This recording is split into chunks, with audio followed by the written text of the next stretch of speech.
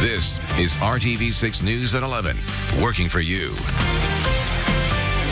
Tell them that you love everybody first. You don't think everybody's going to be mean to you first. Because they'll treat you how you treat them, and if you love them first, they'll love you the same way back. A grieving mother shares memories of her son nearly a week after police say he was killed after exchanging gunfire with an IMPD officer. Good evening to you at 11 o'clock. I'm Mark Mullins. And I'm Amanda Starantino. An attorney for the family of Drejon Reed tells RTV6's Cameron Riddle they cannot begin to heal until they know exactly what happened to their son.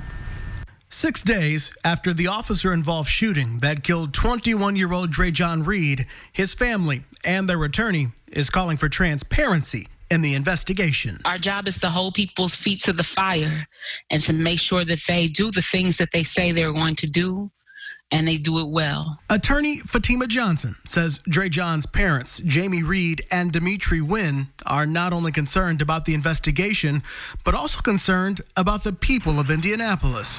Reed's mother is a nurse and wants protesters to be safe as well as respectful. Johnson says that's part of the reason the family held a press conference today. She says she doesn't want anything to be done in her son's name that is not congruent with the foundation that she laid for her son. She's a very respectful person, and she lie is a curse in their house. So one of those old school. While balancing the thoughts of a high-profile police investigation, an upset community, and the loss of their son, Drejon Reed's family is also conflicted on how they now view the police. His sister aspires to be a K-9 officer. His mother served in the military. The loss of Drejon has now caused this family to see the police in a different light. Some people have never had trust. They've never experienced that feeling that they've had before, where they trusted the police and they trusted law enforcement and they trusted the system and they trusted that if a report came out, the report was right, and if a police officer said something, that's the way it happened. Some people have never experienced that. This family has, and so there's a lot of cognitive dissonance going on right now. Johnson says it's too soon to know if the city's plan to issue body cameras to IMPD officers will heal the distrust from the community or even Drejon's family, who right now is still looking for the truth. As far as what anyone can do for them is tell them what happened to their son. Tell them how their son ended up riddled with bullet holes. In Indianapolis, Cameron Riddle, RTV6. Indianapolis Mayor Joe Hogshead discussed the plan for body cameras this morning. He says IMPD officers will start wearing those cameras this summer. He also announced the creation of a use of force review board. It will include officers and civilians nominated by the mayor, the president of the city county council, and members of IMPD. Mayor Hogshead says these are some of the many steps the city and police department are taking to build trust with the community. Every member of our community should feel that they can depend on our police to protect and serve residents equally under the law. And to the extent they do not, it is our obligation to identify where those credibility gaps exist and how we can address them. The new board will not have the authority to recommend discipline, but will make an advisory finding. And tomorrow morning, Mayor Hogshead will discuss steps to reopen Marion County amid the COVID-19 pandemic. The county's stay-at-home order is still in full effect through at least Friday, despite restrictions being eased across most of the state. Marion County has by far the most confirmed cases of the virus. Look for live coverage of tomorrow's update on the IndyChannel.com and the RTV6 app starting at 10:30. When it comes to the toll COVID-19 is taking on Hoosier lives, there are now 1,444 confirmed deaths from the virus. More than 25,000 people have been tested positive, and more than 150,000 people have been tested altogether. Nearly 24 additional testing sites will open across Indiana tomorrow, according to the health department. The sites will be in several local counties, including Boone, Hancock, Hamilton, Marion, and Monroe. You're encouraged to get tested if you have COVID-19 symptoms, if you you've been exposed to the virus or if you're in a high-risk category. The state-sponsored testing sites are free. You can register by going to this site. It's lhi.care/COVID testing, or by calling this number, 888-634-1116. And today, the nation's top health experts answered questions about widespread coronavirus testing during a hearing on Capitol Hill. ABC's Alex Prochet has the latest on the debate over reopening the country. At today's Senate coronavirus hearing, one key to the country reopening taking center stage. First is testing. All roads back to work and school go through testing. The nation's top coronavirus experts testifying via video conference, as at least 4 participants in the hearing are in some form of quarantine after being exposed to individuals infected with the virus. So we've prevailed on testing. The Trump administration has said the country is where it needs to be on testing. Today, Senator Mitt Romney calling out coronavirus task force member Admiral Drawa on the issue. Yesterday, you celebrated that we had done more tests and more tests per capita even than South Korea. But you ignored the fact that they accomplished theirs at the beginning of the outbreak, while we treaded water during February and March. At least 45 states have begun relaxing restrictions, many without following the White House guidelines, which include testing and contact tracing. The president's coronavirus experts giving a warning if states reopen prematurely. There is a real risk that you will trigger an outbreak that you may not be able to control, which in fact, paradoxically, will set you back. The coronavirus has killed at least 80,000 Americans, though experts acknowledge the true number is likely higher. If Americans want to go back to work and back to school in the fall, we will need to reopen the country. Today, Senator Rand Paul of Kentucky advocated for reopening some schools, even criticizing Dr. Fauci for what he calls a one-size-fits-all strategy for children. We ought to have a little bit of humility in our belief that we know what's best for the economy. And as much as I respect you, Dr. Fauci, I don't think you're the end all. I respond to that even though there are only 32 seconds left. I have never made myself out to be the end all and only voice in this. I'm a scientist, a physician, and a public health official. I give advice according to the best scientific evidence. Senator Rand Paul has encouraged local governments to demand to reopen. Paul was the first senator to test positive for the coronavirus. He said he was asymptomatic. Alex Prochet, ABC News, Washington. The State House Democrats are speaking out and calling for disciplinary action against State Representative Jim Lucas. Lucas is fighting back against accusations that a meme that he shared on Facebook earlier today is racist. The image shows black children celebrating free money. Lucas has not released an official statement, but continues to defend the post on social media. State Representative Robin Shackelford is one of several lawmakers who have released statements about the post. She is calling for Lucas's removal from 2 committees, including the Education Committee.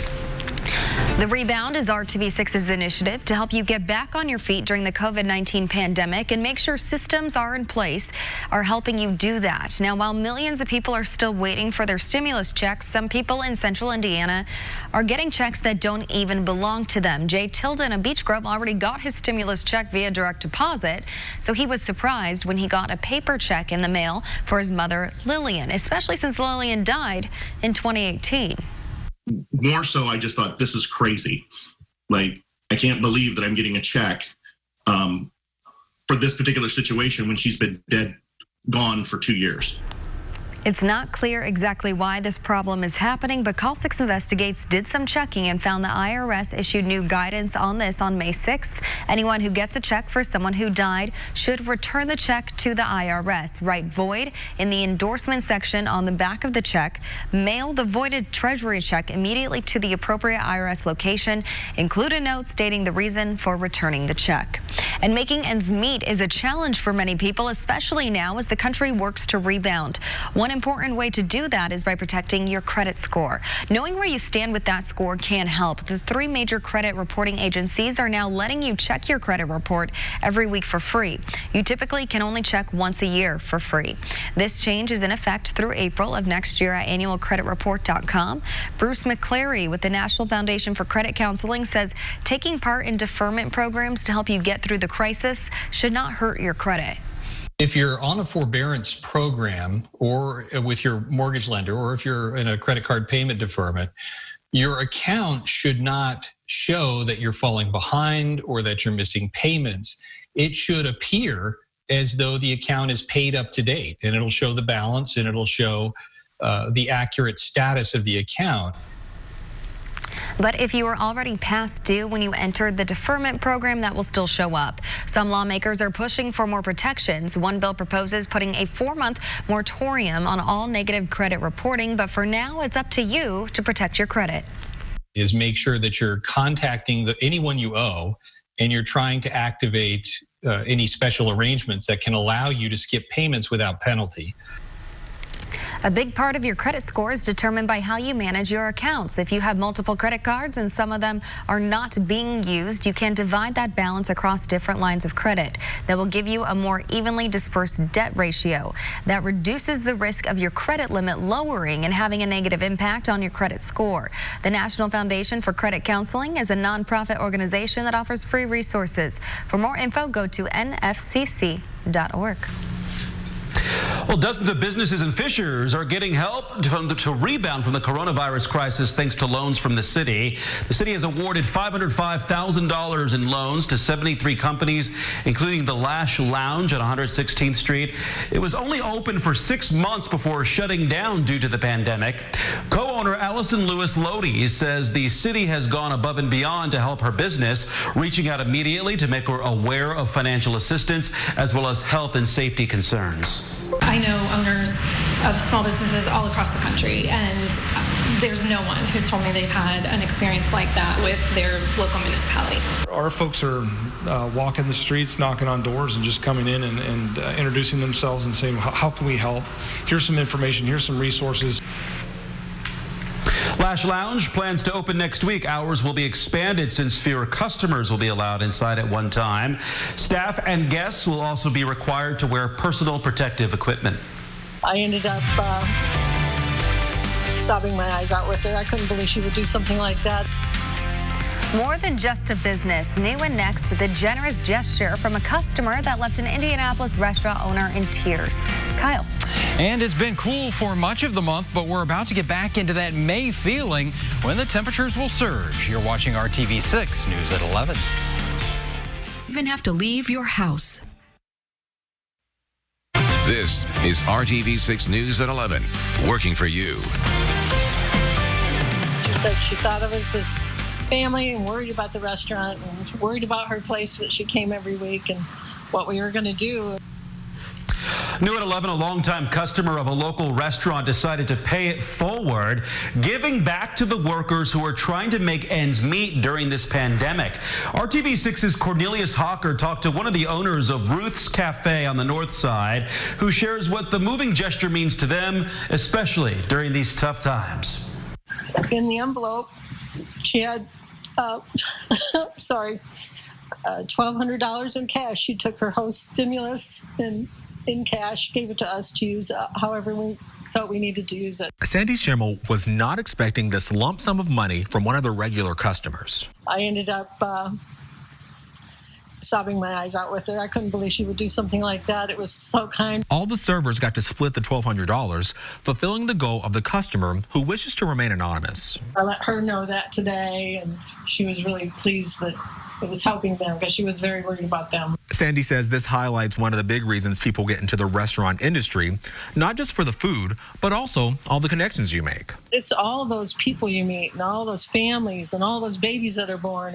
Most days, Ruth's Cafe would look like this, but the pandemic has forced them to close off the dining area and only do to-go orders. And while this $1,200 was a nice surprise, it was also a stark reminder of what they're missing. That was the hardest part, standing there and not being able to hug her. Hugging a customer, something Sandy tells me she won't take for granted when she can do it again. Working for you, Cornelius Hawker, RTV6.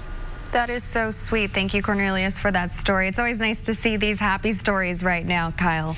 Yeah, it is. And, you know, as we get into the next couple of days and these restaurants continue to open, we'll be able to spend some time out on the patio as well, and that's going to help with distancing as well. We've got our temperature right now at 50 degrees. It was a chilly start this morning.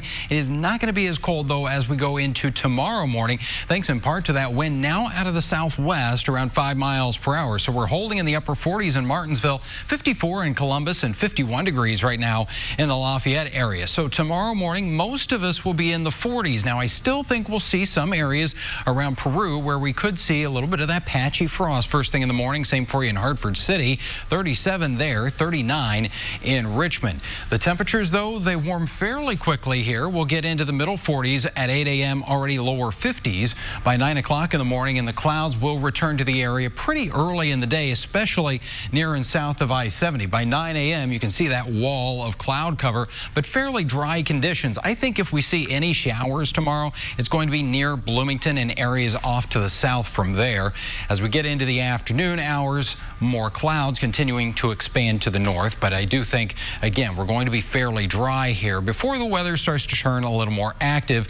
But because of the clouds, we're at 56 at noon. We'll only get to around 60 for the afternoon high and middle 50s at 7 o'clock tomorrow evening. But it should be nice if you want to maybe grill out for a change. We got our temperature at 60 degrees in Danville, 58 for your high tomorrow in Rushville. Keeping in mind the average high is in the lower 70s, so not quite there. A little warmer with more of that sunshine into the afternoon in Kokomo and Lafayette at 63. But look at this. Those temperatures are really going to ramp up as we go into the day on Thursday. We're talking about highs well into the 70s, and we are going to be staying in the 70s here right on into the upcoming weekend. But I mentioned it's going to turn a little more active. You see those rain chances, about 40% on Thursday.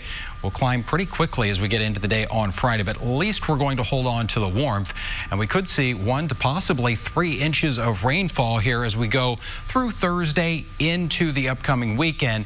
But fortunately, things have been fairly dry, so I don't think we'll have much in the way of flooding issues. That 7-day planning forecast for us does show that the temperatures will be on the mild side. In fact, close to 80 degrees on Saturday with scattered showers and thunderstorms. Some dry time for the weekend as well. We'll dry it out going into next week, and the warmth is going to stick around with those highs in the 70s. Okay, thank you, Kyle. Indiana grown, shop local, and farm to table. Our concept in Noblesville business takes very seriously. RTV6's Brad Brown explains when you support all local market, you're supporting other hardworking Hoosiers as well. Nestled on the Courthouse Square in downtown Noblesville, All Local Market is all Indiana all the time.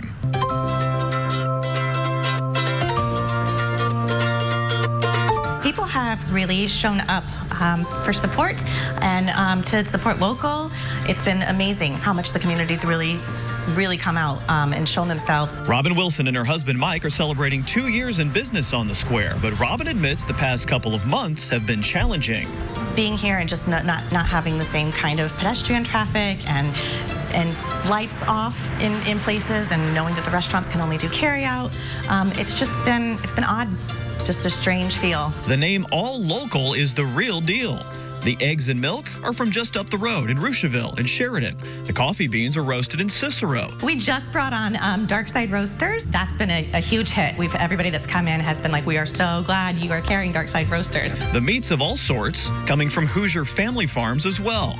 They're keeping close relationships with each one of those producers. Now more than ever, it is so important to really utilize what's inside your state lines. How can you help out your agriculture community right here in your own state lines? So it's very important to us to make sure we're getting good quality, clean food on people's tables. The Wilsons are also supporting local artists and craft makers, another touch of Indiana pride on display. My hope is that people will continue that this pandemic isn't just a time where people are reaching out to small local businesses. I hope this is something that continues. Robin told me cases of XXX root beer from Lafayette and Matou's egg rolls from Noblesville have been a couple of her hottest items. You can check the All Local Facebook page for product availability. They're open Tuesday through Sundays on the Courthouse Square in Noblesville. Let's give you a couple of updates about restaurants we've also covered recently. Quack Daddy Donuts in Pendleton has reopened their dining room. Alexis says they had a very busy first day. You can stop by and grab a dozen of your own. And the Oasis Diner is seating customers once again, spreading things out inside. Seats on their patio as well once the weather is right, and their breaded tenderloin is still one of the absolute best. You can visit them in Plainfield. Working for you, Brad Brown, RTV6. Thanks for the update, Brad. We appreciate it. Coming up here on RTV6, why an environmental scientist is now fixing bikes in his garage and how his situation is part of a larger trend. I'm Dave First. As we continue to honor the graduating spring sport athletes, we call it the RTV6 Senior Salute. Head to Lutheran to meet Gabby Moore. Her nickname was Goose. And her list of accomplishments are long and storied. Part of the state championship softball team, a 2-year MVP, 3-year all-conference, 2-year all-county, and an all-state selection. She also picked up volleyball sectional and regional championships. She'll take that great smile with her to DePaul, where she's set to play softball for the Tigers. We wish her well. I'm Dave First with another RTV6 Senior Salute. Beautiful jeweler. This is RTV6 News at 11, working for you. With tens of millions of Americans unemployed, more people are turning to side hustles to make ends meet. Scripps reporter Kai Beach explains this could become the new norm as we work to rebound during the pandemic. I felt like there was a much larger need with everybody being at home for 3 months or whatever. With coronavirus concerns putting the brakes on business, Spencer Scott is shifting gears. I actually have to clean this. And creating a new way to make money. Already I've tuned 2 or 3 people's bikes from Facebook and 3 or 4 people's from around the neighborhood. This environmental scientist is now supplementing his household income by doing bike repairs in his garage on the weekends, after his wife's work hours were slashed. She's a nurse at an asthma and allergy clinic, and she was cut back to 2 days a week, so I felt like just a little extra side cash would be nice. With the tools and technique, Scott has turned his side hustle into a much larger role. Something economic experts say more people are now doing during this pandemic. It's kind of like diversifying your investment portfolio. Dr. Christina Huber is an economics professor at Metropolitan State University of Denver. With tens of millions of Americans unemployed, she says having a supplemental income is becoming more important in this uncertain economy. I think this economic downturn is going to last for a long time. Things aren't going to get back to normal for a while. So the people that can find the side hustles maybe will be a step ahead of the game. For Scott, his side hustle is providing more than money. It's helped financially a little bit, and it's definitely helped with the psyche.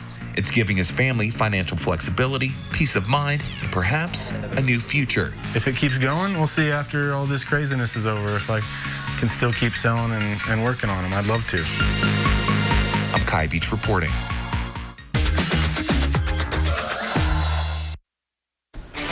Welcome back. We want to take a live look now at the JW Marriott in downtown Indianapolis. You can see an inspirational message in lights on the side of the hotel.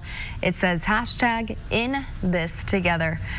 Our motto right now, Kyle. Yeah, yes, we are, and a beautiful shot here on a Tuesday night. All right, your forecast tomorrow, we're going to have the clouds, a temperature around 60, and then this is May. We've got temperatures into the 70s. The rest of that forecast, although it does come with a chance for showers and some thunderstorms as we go into the weekend. Mark? Kyle, thank you. And we leave you tonight with a powerful sight. The Blue Angels flew over Indianapolis today to honor medical professionals working on the front lines of the COVID-19 pandemic. We thank those workers as well. And thank you for making RTV6 your choice for news. By the way, GMI comes your way at 4:30. Have a good night, everybody.